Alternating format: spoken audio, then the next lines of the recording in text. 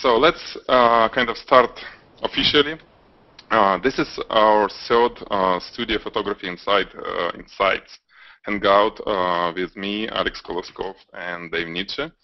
As usual, we are going to talk about two images, one mine and one Dave's.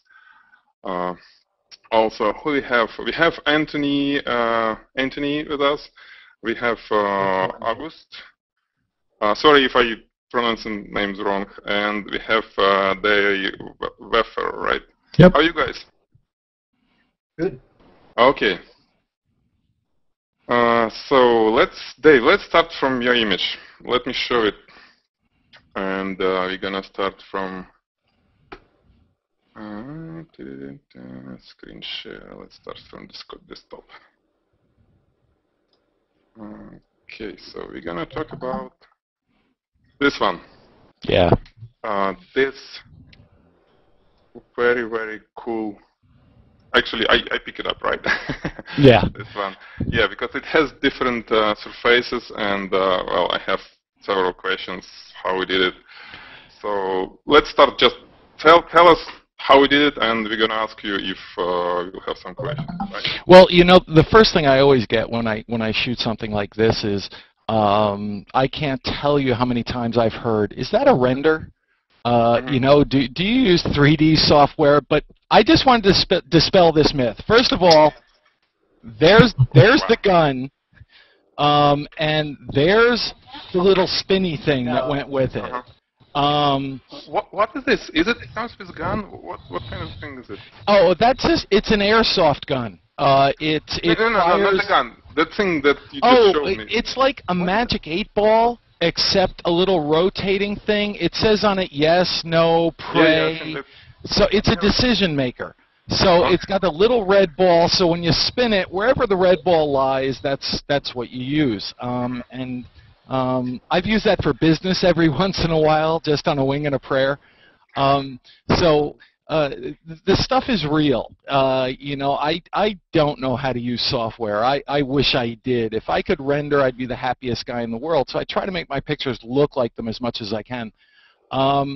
This was probably, and the reason I brought it up today was it was probably the most challenging shot I've ever had.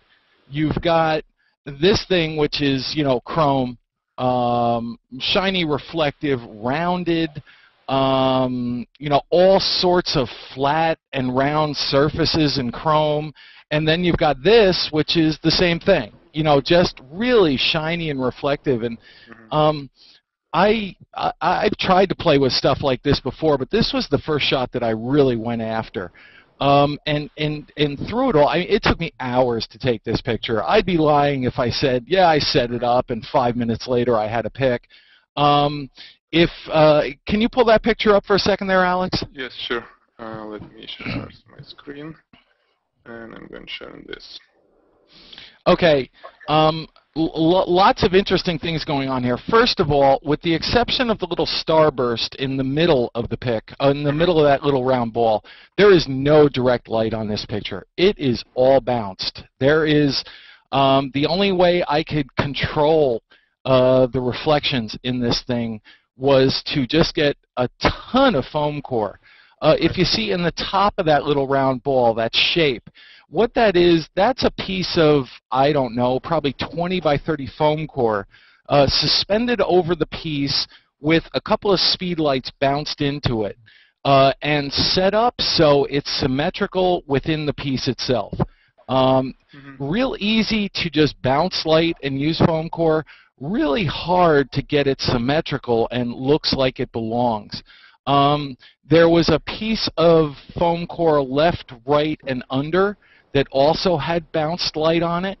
The only direct light is the starburst in the middle. Now, I'd like to think that I'm some sort of a guru kind of guy in this thing, but I'm really not. That my reflection kept coming through in the center of that ball. There was nothing I could do. I was wearing a black shirt. I wore a black hat. I mean, everything was blacked out in me, but you can still see it. So I took one flash, I think it was a 430 EX2, set it to really low power, put it in front of all the gear, and positioned it so the starburst would show up right in that part of the ball to cover me.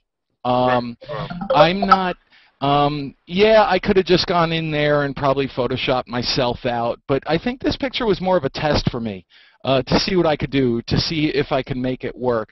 My favorite part of that whole image, and it's amazing what photographers can grab onto, my favorite part is inside the gun barrel. There's this wonderful texture going on with these weird sort of shapes, because the barrel, even though it's an airsoft gun, it's still rifled. So you've got these sort of, you know, rifled things going on in it. And there's some wonderful light going on in there, and what that was, at the point that I shot this, I was really playing around with snoots a lot. I love them. I make my own, you know, out of paper towel rolls and stuff like that, and I just got one flash with one snoot on it, just really focused and brought really into the center of that barrel. Other cool things in that also are the reflections. The reflection of the gun in that little roller thing. The reflection of the roller thing in the gun itself. Right. The shadows. You know, there's a lot of cool stuff going on in that picture that I would like to sit back and say, yeah, all planned out. You know, I had it all thought out. But no, a lot of that was, oh, really? That happened? So. Fun picture. Definitely fun picture to shoot. Question for you. Sure. It will be like ultimate question, I guess. What did you do in Photoshop if you did anything except cleaning? Did you do any? Well, tell me what you did. Levels, if you did. levels, curves, sharpening. So. Reduction, sharpening, frame. Clone, so not. Well, with the exception of like dust specks, because I don't clean my sensor. I'm the first one to admit it. I'm horrible that way. But that picture is pretty much as you saw it out of the camera, which most of my stuff is. Well, this is amazing, because when I look at, I mean, how I would shoot it, I would do probably 2 shots separate. Because, you know, I was so spoiled of getting stuff, kind of separating reflective stuff and shooting them alone and then putting together, because Jenny can do it in Photoshop very well, you know. Right. But, man, this is great. Well, you know, and it all comes down to this. I probably spent 10, 11, 12 hours shooting this in one day. As opposed to, you know, somebody like yourself who might spend 2 hours doing it. Now, there are the people who argue out there who is right and who is wrong and what took more effort or whatever, and I can't stand those arguments. I do it because it's what I want to do. I don't have a client barking down my throat. I have, you know, the most important thing to me in an image always is what the meaning of it is. You know, what did I want to say through this? Now, this image had a lot of meaning for me because you know, I've had some friends, sorry to say, who have done themselves in, and this was sort of like, okay, spin the wheel. You know, to the right of it is yes, to the left of it is no, and the middle of it is pray. And when people are that desperate and want to do themselves in, well, you know, prayer comes into it a lot. So. But, you know, if you took 2 or 3 shots and put this together, who cares? The meaning's still the same. It's just my personal choice of how I want to do things. Right. And also, I'm so bad in software, it almost kills me. So as long as I can keep it minimal, I'm fine. Well, that's your strength probably as a photographer. Oh, thank you, man. Thank you.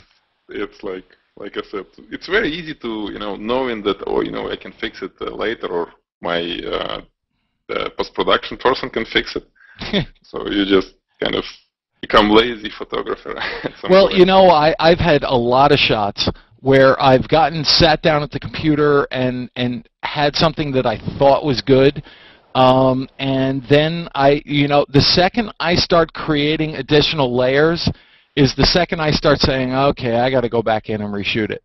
It's just the way I do it. You know, it might not be right for anybody else, but you know, my photographic heroes and art heroes are really old school, and I think my personal quest and journey and all this stuff is I want to look through the I want to do that monkey look through the back of the camera, and I want to say, okay, that's it. I'm there. I'm done. Now, not for nothing, if I had Genia, probably wouldn't think that way. I just say, honey, can you take these 2 or 3 shots and put them together for me, because I want to go to sleep. But I don't have that. And when I'm done, every once in a while I break out a film camera in studio. A few of my pictures, in fact, I'd probably say 25% of my pictures were shot with a Pentax 645 and then scanned. Just every once in a while I break that thing out to remind myself of, you know, what the old guys used to go through. I mean, that was crazy. Did you shoot tethered? Pardon me? Did you shoot tethered always when you use digital? Tethered, I mean the connected camera to computer and you check result immediately? Oh, no. In fact, to this day, I've never done that. I've never tethered anything. It's always purely praying that the back of my camera is showing me what I've got. And sometimes to really challenge myself, I turn the back of the camera off. You know, I went to a seminar with Art Wolf once. Art Wolf is like my hero in photography. Now, he doesn't shoot anything like I shoot. He's a nature guy, but his pictures are just so incredible, it's ridiculous. He was at a seminar, and he was saying that he doesn't need anything. He doesn't need a meter. He can look at a scene and know what the exposure is. And I was impressed by that. And he wasn't bragging about it. It's just from his 20 or 30 years of doing it. Right. And I said, you know, son of a bitch, I'm going to do that too. So I'd like to think I shoot really unconventional. I mean, there is no lighting book or photo book that's going to tell you how I shoot. And probably you too, Alex, because we learned by doing. Yeah. My process probably doesn't work for anybody else, but I can look at a scene and know what I'm going to shoot. Yeah, it's amazing, Dave. Like you crazy person. because I remember when I tried to shoot without tethering, when it's not possible. For example, like now, I can shoot with Canon camera shooting, but not the Canon connected to PC. What I see there, it's not enough. I mean, it's like, I see it's always so nice when I look at the camera LCD, but when I check on big screen, wow, something is wrong. So you're really good. Yeah, and believe me, I don't want to make it sound like I take a picture, I go back to my computer, and it looks great.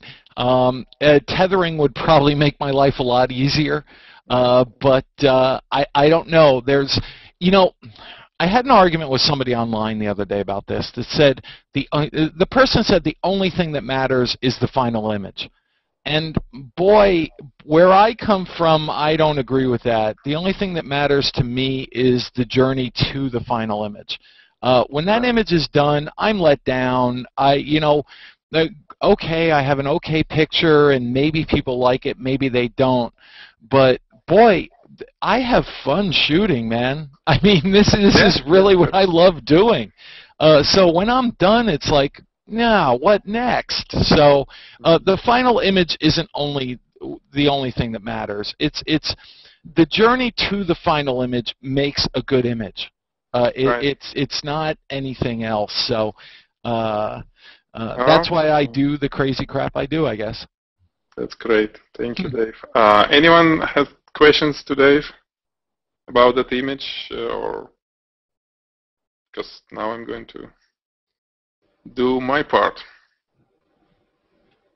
No? You all good? Okay. So now let me show you my one. Just before I start.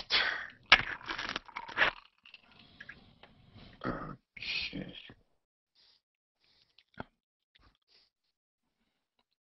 So this one, and I already have posted long time ago on pixel. Oh, Alex, somebody actually did chime in with a question here. Oh, Cherestes? I see. Oh, yeah. God, I hope I'm pronouncing that right. I don't know if he talked about how it was lighted. That was all lighted with, or lit with, 430EX2s and I want to say 550EXs. It's all speedlights, controlled by an IR control, the Canon STE2. I think by the time I was done in that particular frame, I think there was 7 speedlights going on that. 2 were pointing at that foam core above. 2 were bounced off of left and right, or maybe 3 or 4 were bounced left and right off of foam core to get light into the frame. 1 was directly in front creating the starburst, and it was set to really low power so it wouldn't overwhelm. I had to play with that also, because if you set the power too low on a flash, with the rest of them bursting a little bit quicker, you won't catch it whatsoever. So I had to play this game between too harsh and too soft to get that starburst to cover me. And then, like I said, there was 1 that had this snoot on it that, I mean, was down to nothing. It was probably a ½ inch wide, set to maybe an 1/8 power, that was pointing directly at the front of the gun to get that barrel light going. Because for some reason, that barrel light was real important to me, and I don't know why. But when I think I fluctuated between 6 and 10 speedlights in that shoot. So and battery maintenance is a real pain in the butt when you get to this crap also. But I don't really remember exactly what that particular frame was, but my guess is 7 or 8. I see. And I don't think I could have done it with any less. You know, I sort of would like to think that any picture I've taken, you give me a couple speedlights, I'm going to do it. But in that one, no way. And honestly, there is no way I could have created that image with studio lights.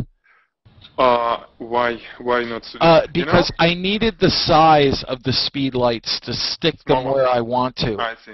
You know, a speedlight is only that big. I can put it anywhere. You know, studio flashes, even the Einsteins, they've still got this space to them. I was sticking stuff in nooks and crannies and everywhere on it. So speedlights definitely have their place in this world. They really do. You see what I'm playing with right now? It's not for, well, this is for jewelry, but the idea is big LED bulbs. Right. You know, they work so cool. They actually gives you very, I mean, you can choose different like light pattern, but basically it's soft spot, and they cost, comparing to speedlights, nothing. But man, because 8 or 9 speedlights, it's a lot. I've had 14. Is my maximum on any picture I've taken, which was just absolutely crazy. It was fun though. I had them all low power. I had them pointing exactly where I wanted. It created this moody lighting. And in the end, I loved the picture, and nobody else in this world did. But what can you do? Speedlights are fun. They are great flashes, and not just Canon. I mean any manufacturer. You know, you got the Sunpath, which were just great to work with. But you know, you can put them anywhere. You can do anything with them, and you know, when you can take a cheap little flash and bring it down to a 64,000th of a second, everything is good in my world. Right. I can show you something. It's probably, I mean, to all you guys. Hey, it's Dave. about, because I have problems. Oh, go ahead, guys. Oh, yeah, I got a quick question. You don't happen to do what Alex does and take like an overall photo of your, you know, the setup? It'd be interesting to see all these 10 or 14 strobes all pointing at your subject. Yeah, you know, I've had people ask me that through the years, and every once in a while I do. But before really I got together with Alex here, my whole thing was just art. You know, it's just getting the pictures done, doing what I want to do, saying what I want to do. With me, honestly, it's never been a technical thing. I mean, Alex can crush me in technical knowledge. I don't have it. I'm an artist who happens to use a camera. But I'm more cognizant now of taking setup pictures for stuff like this. And also, I got thinking a little while ago, I wish I had stuff like this when I was learning. I started 10 years ago when people wouldn't give up any form of information whatsoever. So I had to learn by going into my studio and setting up a bunch of lights, and after 40 or 50 hours, maybe getting something that was human. But no, when I'm in the middle of shooting, the last thing I'm thinking about is taking a picture of my setup, or at least I used to be.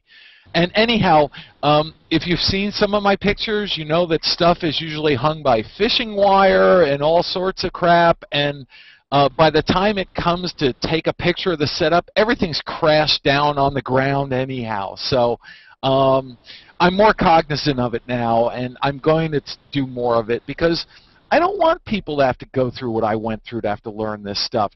There's no science to this. There really, or a mystical force to this.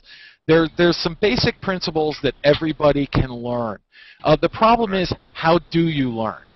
Who's going to be willing to tell you? Alex has been great with this stuff. Hell, I've learned from the videos he's put online. So I should give back in that way. My pictures are about the ideas that I have, the emotions I try to show, and nobody can copy that, no matter what lighting techniques I give off or anything. It's up for me to say, this is how I shot this. Now go and do what you want to do. So I'm gonna do more of that, Dave. And believe me, compared to Alex, you'll laugh.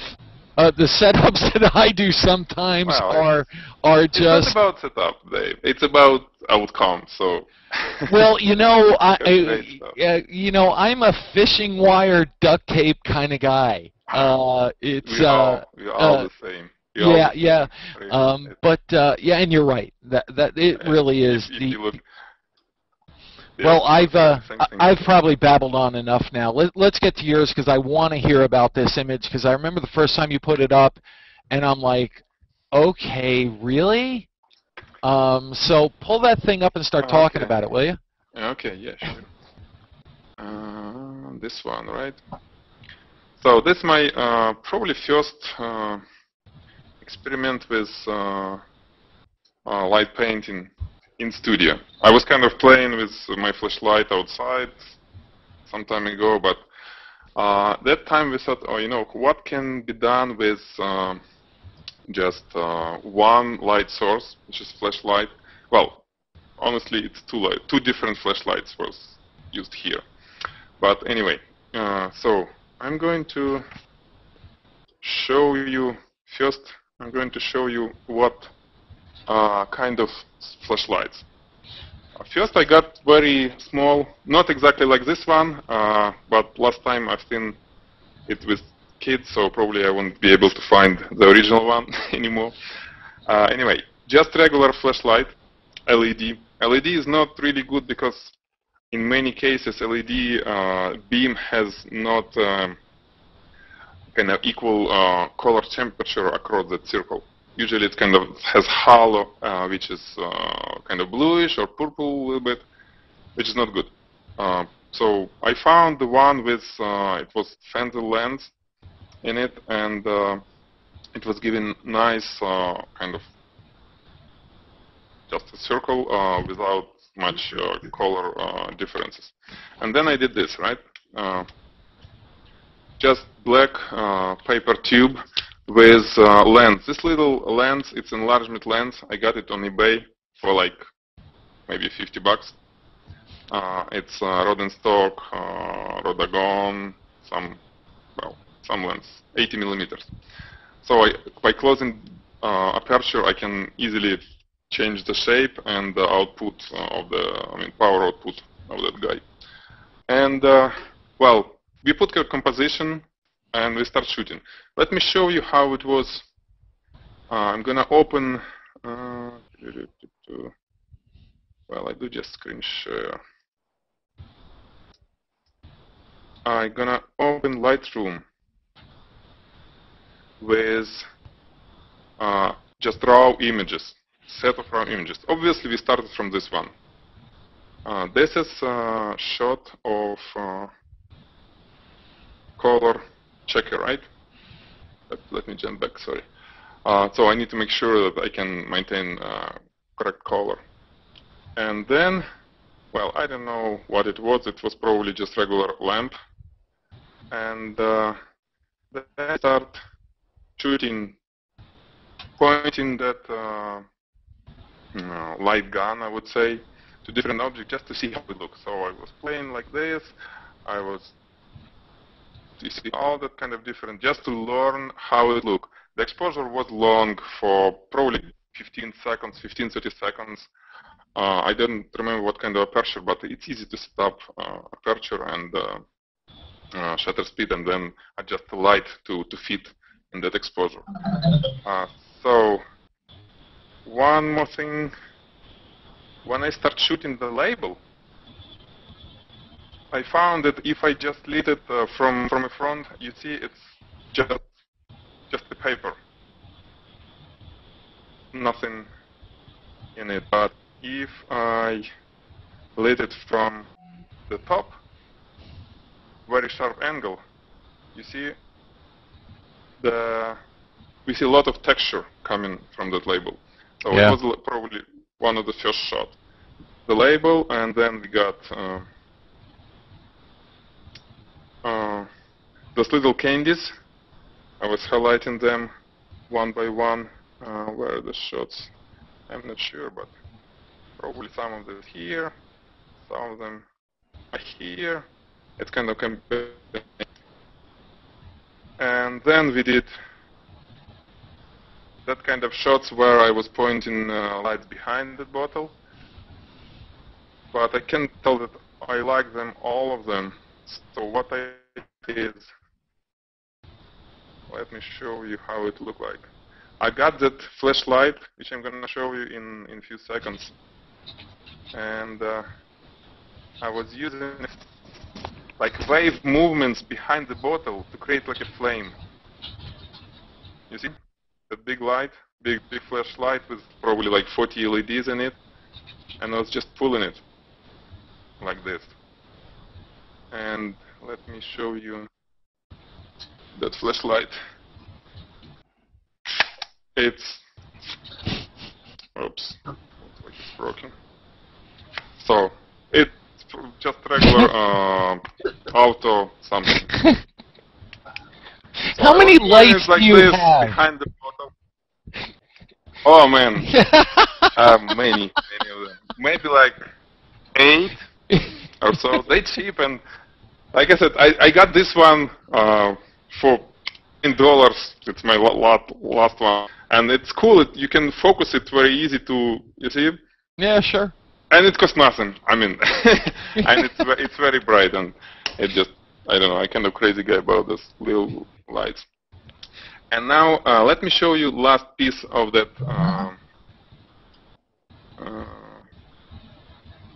The shot. This is how it was in Photoshop. And each layer, you see. Oh, it's echoing. It's echoing. Somebody needs to be moved. Okay. Further, I'm gonna move you. Okay. Okay. Do you hear me, guys, now? Yeah. Yeah. Okay. I was. So. Just a moment. I need to make sure. You see layers, and each layer is separate image. And what Zhenya was doing, yeah, she was combining, adding layers. Let me show you. One, another one, right? One more for the cap. Right. One more a little bit behind, and like this one for candies. And basically, it was like many different possibilities of how to create it. And yeah, that's how it was done. Each layer doing something. But I think at the end, Yeah, so even little one for the cap for. At the end, we pull it up that one with the big light on behind, and we like it the best.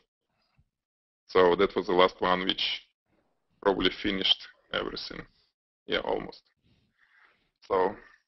She really is brilliant, man. Yeah, I'm a lucky guy. Yeah, boy, I was struggled with a picture like that for, I don't know, a week or two, and probably not gotten anywhere near that kind of result. You know, there are just certain times when stuff like that is just needed to finish the thought. I really just got to start sending her my pictures and say, do something with this, will ya?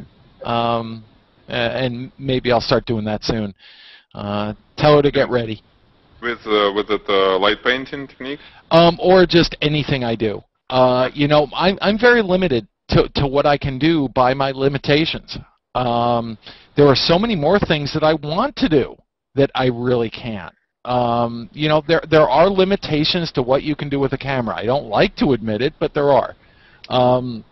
You know, even in the old days, you know, you got Jerry Ulisman, Misha Gordon, those kind of guys.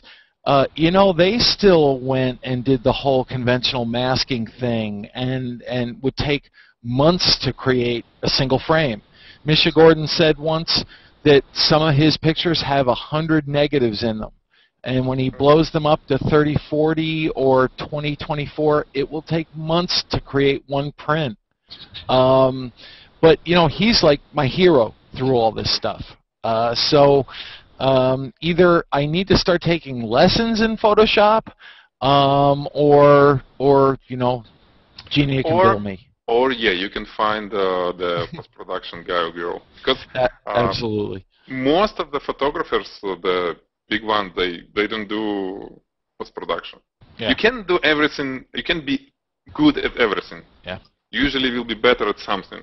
Photographers usually better at shooting, so they need to find equal or even better photoshopper who can do it, and it will be the result will be the best. So that's But that's a great shot, man.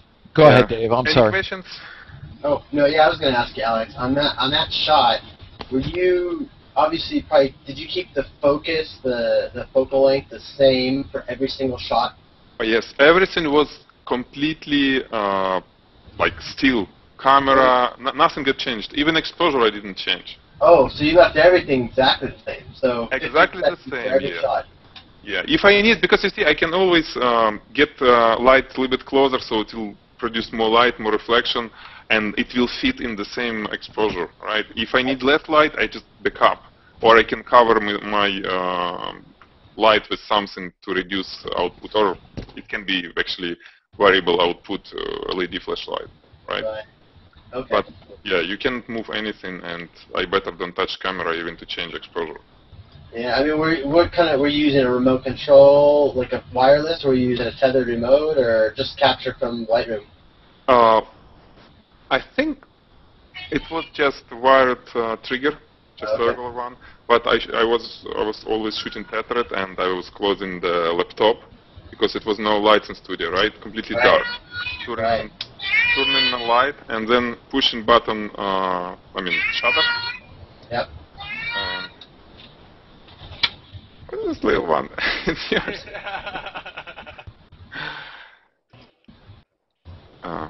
Yeah, so everything should be really steady because it's hard to put together if it will be shaking. Right, exactly.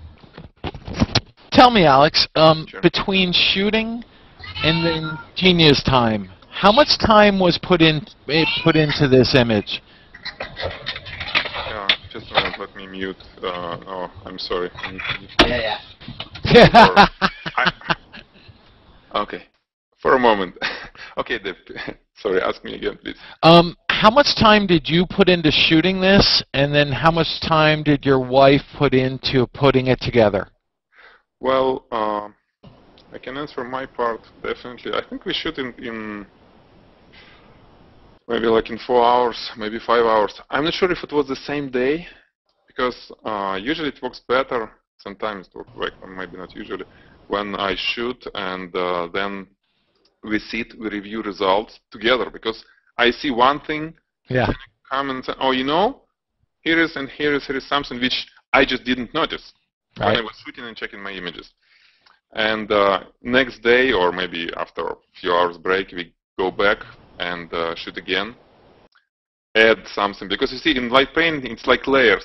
When I was shooting each shot, I was keeping in mind that it's layer, basically. So we can always add something, you know, like a painter. Do here, oh, I didn't get this one. Okay, now I got this one. You know, this little Yeah. things. Yeah, and I do the same thing even though I'm on my own. You know, I usually don't post or finish what I shoot for a few days. So I'll look at them the night I'm shooting them, and usually I'm all excited about what I'm shooting and everything, and then I'll just let it lie, and I'll come back to it the next day, and I'll say, well, you know, there's something good here, or oh my God, this is crap, or maybe I should try shooting it at another angle. But you know, a friend of mine once taught me when I first started out in this whole game, never show anything bad. Always be proud of what you're going to put up. And I found the only way that I can do that with the excitement that I get caught up in is to let it stand for a few days. Because when I'm shooting, you know, the adrenaline's pumping, all that stuff is going on. So I think everything is a dolly when I'm shooting it, and then the next day it's like, oh, please hit the trash can. So you've got a question here, Alex. What lens did you use, and in most of the situations, what lens we should use? Well, I wouldn't say you should use the same. I can tell only for myself. I use macro. I have two macro lenses, and my favorite is 180 millimeters f3.5 Canon. And well, basically any lens on that distance and on that magnification ratio, I can use 7 to 100 millimeters Canon or most of the long focus lenses, because they will focus that close. But when I use macro, because I don't want to be limited. If, for example, I decided, oh, I need to get closer to the subject, with regular lens, I may not be able to do so, because it just won't focus that close. With macro, it's not a problem. And plus, usually macro is a little bit better in terms of sharpness and other stuff at close distances. And opposite, they're not good at infinity focus, so it's macro. Yeah, the only thing I ever shoot with is a 50-1.4 and a 100-2.8. That's it. And 95% of my images are 100-2.8. It's the only lens I found that, you know, once again, I shoot really unconventionally. Most of my shots are at, you know, f16 or above. I'm not a big, as you can probably tell by my images, I'm not a big depth of field guy. I want everything sharp from the front to the back. A lot of my images were shot at f32, and I couldn't do that with a lens that was just weak at the higher or lower end. Right. But you know, I learned wrong, I'm sure. So I had to make do with the way I do it, and I found that 100-2.8 is just at any f-stop. It's great as long as you use proper technique to shoot. You know, tripod, you know, mirror lock, cable release, that kind of thing. So. Yeah, I remember I was using for many years, well, maybe like for 3 or 2 years, I was using Sigma 105 millimeters f2.8. Yeah, good lens. Yeah, good lens, relatively not expensive, about $400, between $400 and $500. Right. And it was a great lens. Till I think it was some jewelry shots, and I was needed to close aperture to like f20 or f18. Which I rarely do. Then you're in big trouble.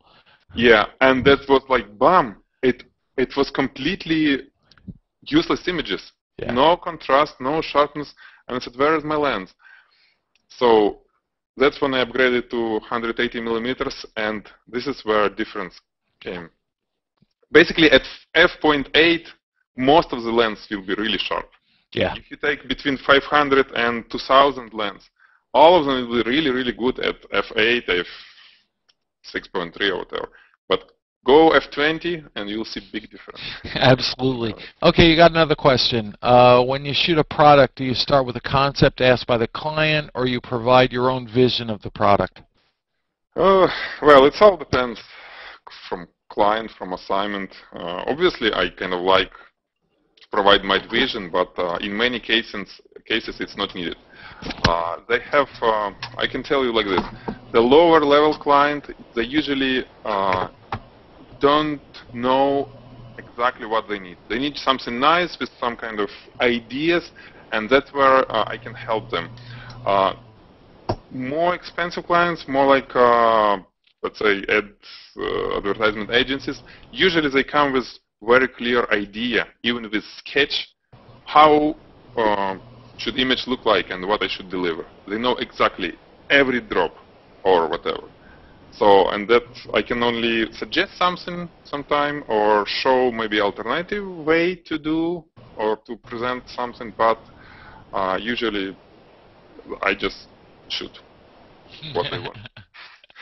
And yeah, I can tell you that I don't like commercial shots that much. It was my desire many years to shoot, you know, like to commercial, but after doing it for a while, it's probably relatively good money, but the shooting process is not as fun as you do, like Dave said, for yourself and for educational purposes. So I better do crazy creative shoot, create a book on it, and sell 1,000 books, and I'll be much more happy if I'll do the same amount of money one shot for, let's say, Coca-Cola, and they take it, and that's it. So. Yeah, you know, and I'm. My goal has always just been to do what I want to do, and if somebody grabs into it, great. So I just happened to get lucky enough to find some people who thought what I did was sort of cool. And you know, galleries and museums and all that kind of stuff. But like Alex, I never shot commercial. That was never my goal. But we seem to both end up in the same place. I don't want to do that. I want to do what I want to do. And you know, I want to hang in the Guggenheim one day. It's all about commercial photography. Is a tough business these days. There's so many photographers out there who are willing to do it and give it away. And you know, it's the same in the art world also. There are photographers, you know, when I started 10 years ago, I had my first solo show. I'd been shooting about 18 months, which is really strange and was really overwhelming. But back then, there was no such thing as pay to hang, where a gallery would say, okay, we want your pictures, but, you know, you got to pay us $500, $1,000, $1,500 to hang there. And now most galleries are that way, that you have to actually pay to hang your work in there, and they still get a 50% cut of whatever it costs you. The photography world has gotten strange in the last decade, and I think it all comes down to you have to do what you want to do. You have to do it not as much for monetary gain as personal gain. Monetary gain is great. I think the way Alex goes with a lot of this, he's got amazing talent and a great way of portraying what he does, and teaching people. People are willing to learn this stuff, and I think that's really the future of where we go, because people are giving stock images away, they're giving their art away in galleries, but people will always want to know how to do this stuff. And you know, Alex spent hours and hours and hours learning it, and you know, people will pay to learn from his toil. So yeah, we need to talk to Bill Sahil. It's interesting because you know, I've known Bill's work for a long time now, and you know, he's what there's very few commercial photographers that I can look at and sit back and go, whoa, holy shit. You know, it's most of the images are usually dry, and they're usually what just what is expected. But Bill's stuff is just sick. I mean, his understanding of lighting, he could be a hanging gallery guy if he wanted to.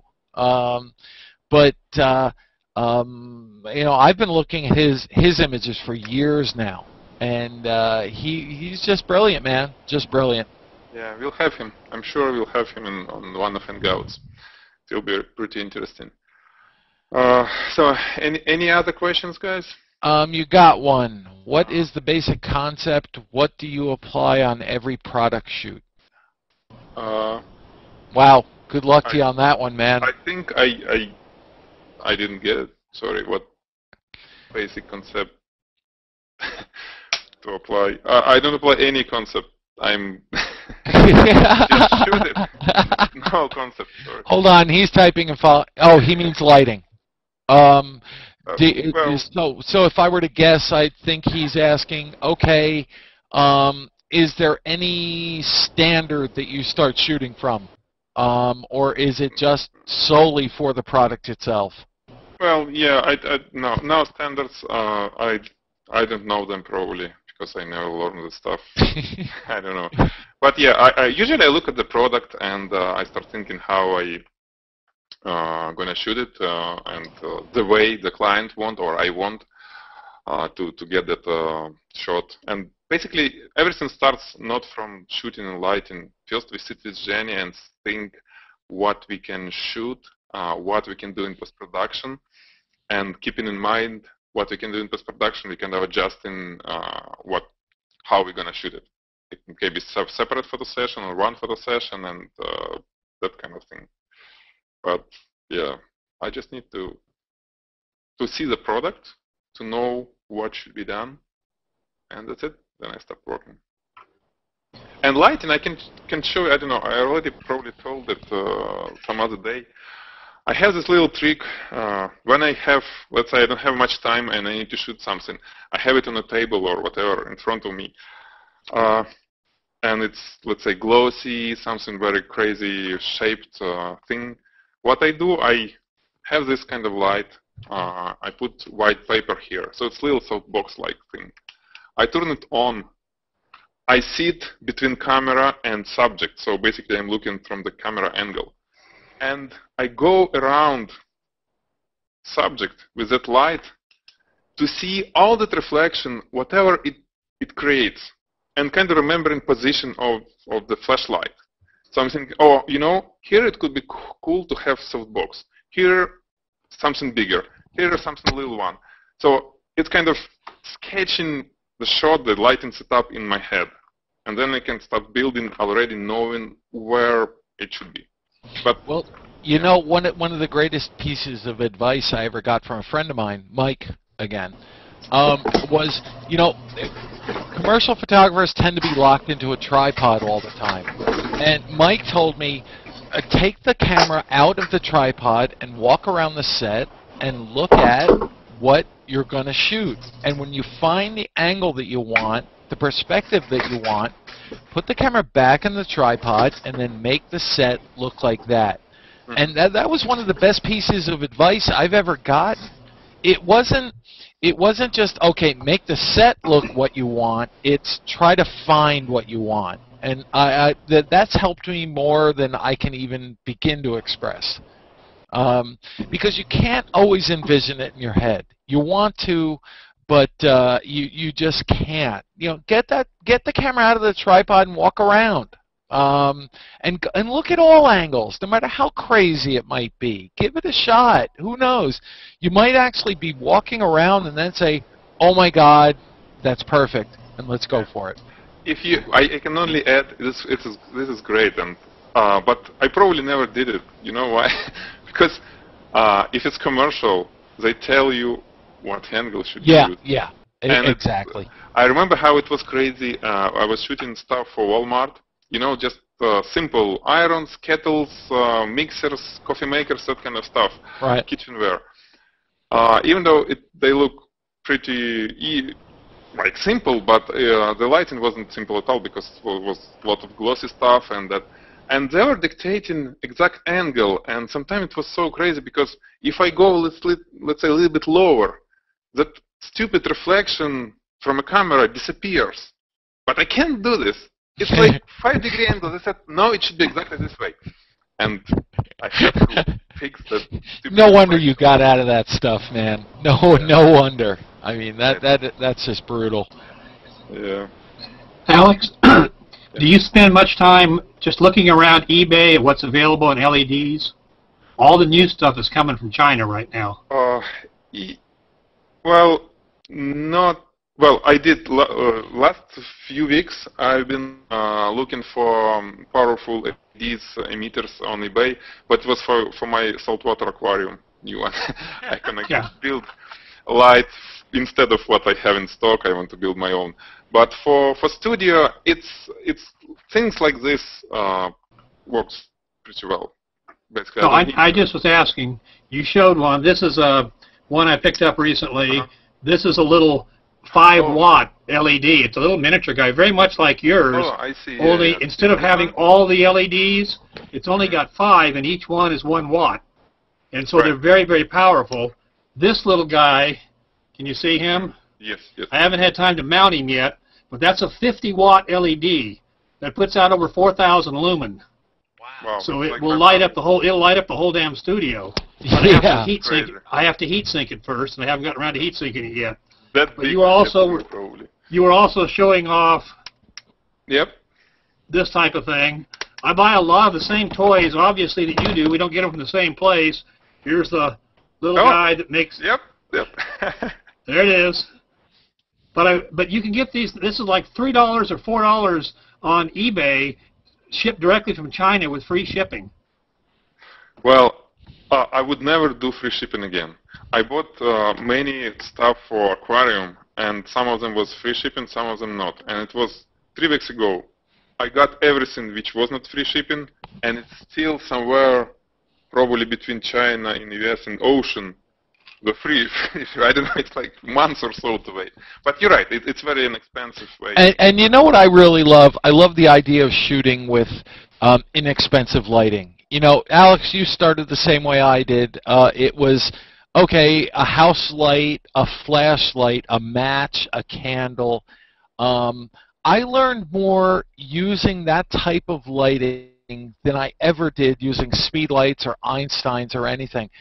Learning how light works is what it's really all about. It's, you know, looking at nature and say, how does nature light a situation like this? And, okay, I don't have a huge budget. What can I do with a 100-watt, you know, light bulb? And I learned a lot about lighting that way. In fact, I learned everything about lighting with really cheap. My favorite light bulbs in the world are GE Reveals. They've got a good cool temperature. They're pretty consistent. You can put a bunch of them together, and you're not going to get inconsistencies. Now, I didn't even know that lighting could be inconsistent from bulb to bulb back when I was shooting then. It taught me that if I have 3 or 4 bulbs together, it's all going to be about the same temperature across the spectrum. I learned about that later when I understood what color temperature meant. But, you know, really important stuff. You know, starting out with great lighting, honestly, I don't think helps anybody. You have to learn how to light stuff with cheaper lighting. And then when you get to the good stuff, it makes it that much easier. Yeah, agree. For learning, it's great, but from commercial photography standpoint, absolutely. It's you know, it's completely different because you need to deliver fast that what they need, and there is no room for error or for a shoot. And obviously, if I could, I would use Broncolor instead of Einstein. Oh, so would I. $10,000 power pack and $2,000 each head. But first, I really don't need it for my clients because I don't have such big clients. And well, it's not about client, but again, Einstein's works good for me. But for learning, I completely agree with you. You don't need to spend money for the lighting, even for the camera. I have so many friends who's buying those cameras, upgrading from 5D or 7D to 5D or whatever. They still using as point and shoot. So for learning, you don't need the camera, you don't need lighting, you just need your head. and also you need good glass. You really do. If there's one thing you're going to invest in is glass. You know, cameras in a studio, you know, I use a 1DS Mark III and a 1D Mark III. But honestly, the body doesn't matter to me. As long as the sensor's good, the glass is all that freaking matters. I'm always amazed by people the second the newest body comes out. I mean, a 1DS Mark III is what, 21 megapixels, Alex? 20, yeah, 20, almost 22, yeah. Yeah, you know, and I immediately, I bring it up in Photoshop immediately to 25.4 at 16-bit, which gives me, I don't know, a 2024 native. And then with genuine fractal or whatever, I can bring it up to a 40 by 50 at that point. Nobody will ever notice the difference. I don't need anything more than that for what I shoot for or what I do with pictures. Don't get me wrong. If somebody were to hand me an H4D, you know, the 50 pixel monster, I'd be the happiest man in the world. But really, bodies are a moot point to me at this point. It's always glass. It's always glass. The worst thing is to have a camera with kit lens. Oh, God, yeah. They usually, even some Rebel, any camera, with kit lens, it's like, I don't know what people spending money for. And I've seen pictures with Rebels with an L lens on them, or a good quality glass, that are just breathtaking. It's all about the glass. You know, the Rebel sensor isn't that much different than any other sensor that Canon puts out there. It's really not. It's all the other functions and features. You know, the 13 frame a second bit rate, or whatever you can go for. The 7,000 options that the 1DS Mark III offers that I never use in a million years. You know, as long as you have a good sensor in there and it rivals, you know, what the higher rate cameras go for, that's fine. You get good glass on it, you're in. You really are. Okay. One other thing, Alex. Sure. I thank you because I read your article on that alcohol light painting, and you see the comb in the picture I have up for you, the little one? That was done with a single flashlight moving back and forth to make the gradation. Then I discovered you can make the spotlight. Then I discovered, like you did, you can start doing things with the background. Again, all these are done with a single LED, small, tiny little spotlight, and then rotating it. And I'm learning now how to use it to create different shapes out of the background. Well, and I love it. It's been more fun. I've wasted more hours on this than I can guess right now. No, that's really awesome stuff, man. I love the background effects in all those pictures. Yeah, it's fun. And there's no other way I could have lit that easily. You know, that one right there especially, I really like. It's sort of that whole flame kind of thing going on. I also like how the whites are still white. You know, the background color isn't affecting the white of the handle. And that's really neat, man. That's really cool. I use a piece of, that was shot on a piece of orange foam rubber. Oh, okay, cool. Cool. So you use orange craft foam, and then you light it with a little LED. And the LED has got a long snoot on it to cut the power way down. Sure. It's about it's a single shot, about a 30-second exposure. That is really neat. You know, I don't know if you've seen, I shot a series of the 7 Sins, and I did this, like, I don't know, a year into when I was shooting. And I don't know even how I came up with this. It was a black room, totally dark. I mean, no lights on whatsoever. It was in my bedroom, actually, and there was a white vaulted ceiling and white walls, and I grabbed a couple Canon flashes in my hands, not tethered or anything. I set the exposure to 30 seconds, and I just walked around the room and manually fired the flashes off the ceilings, off the walls, everything, which created these amazing effects, really, when you get down to, every once in a while there would be there would be a direct flash onto the piece, but bounced lighting and stuff like the pictures you're showing here really have this amazing effect, especially when you work in the dark. And working in the dark is totally cool because when your flashes go off, you can actually see what they're doing. You can see what the backlight's doing. You can see what the top light's doing. Or if you blast directly at it, you can see. So I actually have a light on now across the room from when I'm working, and I leave it on during the entire exposure. It has no effect. I usually shut my f-stop down to f11 or f16, right? And I'm shooting at about a 30-second at ASA 200, ISO 200. Right. So it has virtually no effect on me. So if I leave all the lights off and let it sit for 30 seconds with that light on across the room, it's like there's a super deep fog, and that's all you get, a bare outline of what you're looking at. Right, right. But with the brighter LED, it overpowers everything, so that light across the room has no effect. So you don't have to work even in complete darkness. Yeah, yeah. Well, once again, I was learning and just totally jazzed about what I was doing. I remember the first image I got off, I was like, oh my God, did I really shoot this? It was pretty much straight out of the camera. I forget which one it was in that whole series was the first one. But Seven Sins, everybody shoots it. Everybody gives a thought. They usually get a pretty girl in to shoot the whole Sins with. But I wanted to do it with glass and color, and I wanted to try to be a little bit different.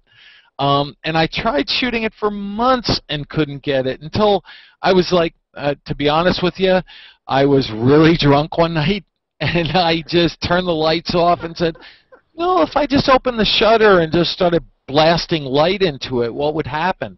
And those are the kind of aha moments. With all different kinds of light sources. Yeah, LEDs and candles or whatever you can come up with usually creates something different.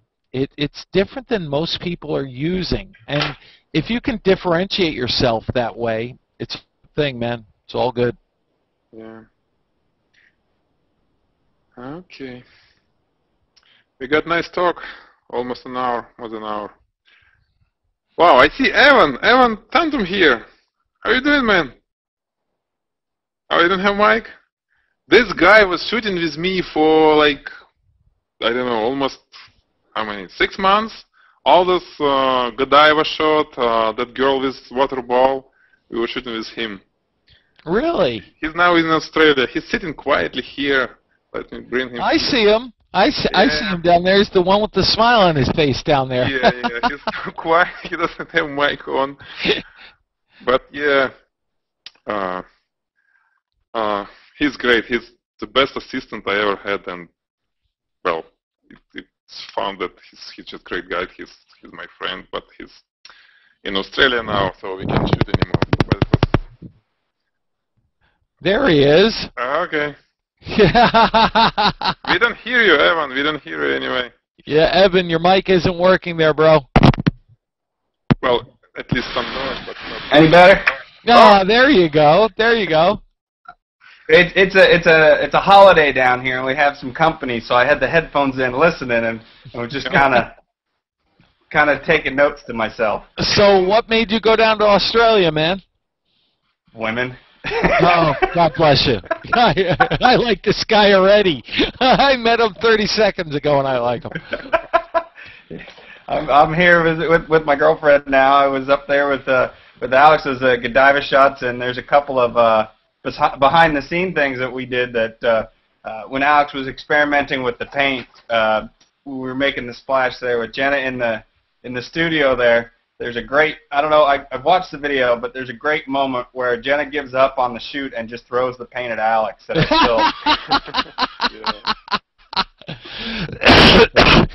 oh, that's excellent.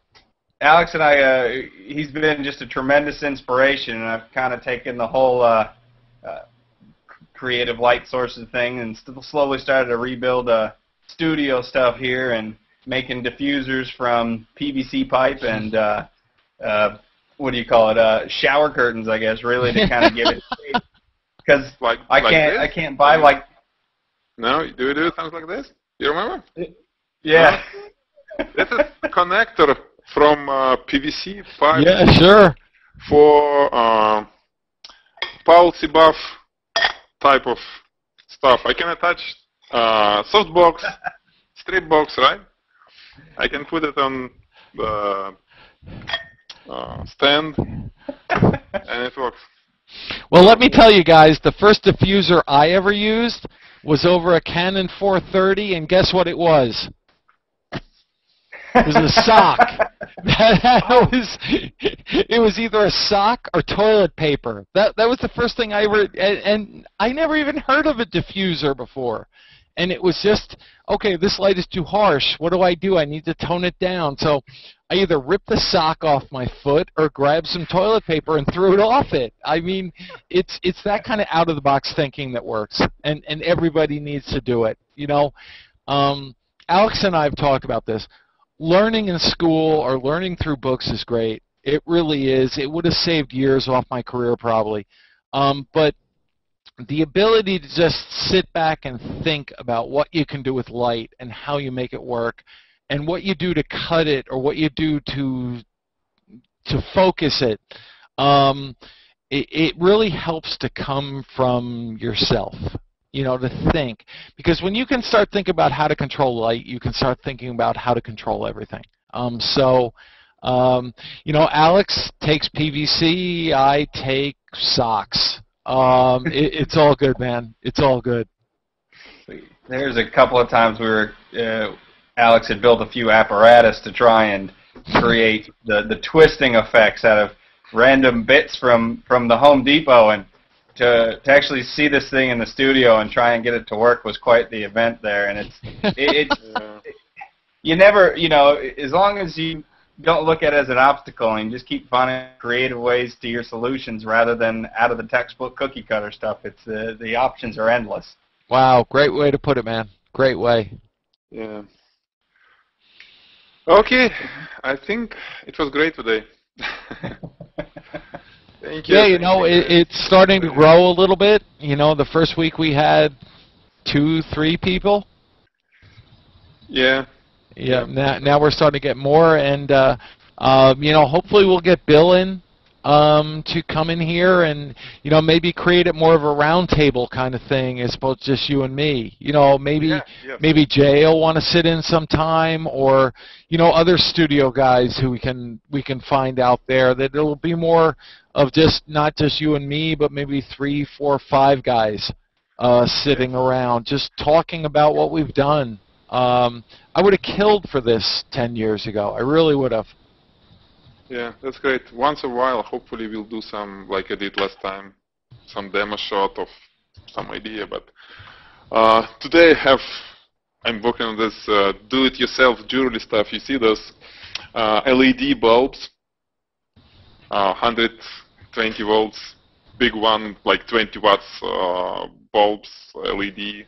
And I'm going to use them instead of fluorescent light to shoot some jewelry. It will be probably a new book or a video course, I don't know. Good God, man. How many lights do you have? Well, this is just 4 of them or 5. And today I bought little dimmers so I can change power. And they're great light. They're much better than fluorescent. It costs more, like $40, $50 each bulb. But still, it's a great solution, very non-expensive for jewelry if you think about strobes. But it probably will be one of another hangouts about this. Okay, sounds great. Thank you everyone. Thank you, Dave. Thank you guys for joining us. And yeah, if you don't have questions, well, we don't have time. So yeah, we gotta go. Go to our beer, to our woman, to whatever, to our bed. No, my vodka, man. Lunchtime here, so I gotta go make something to eat, throw something on the grill. Excellent. Take care. Thank you. Alrighty. Thank you, Evan. Night all. Thank you. Okay, bye, guys. Thank you.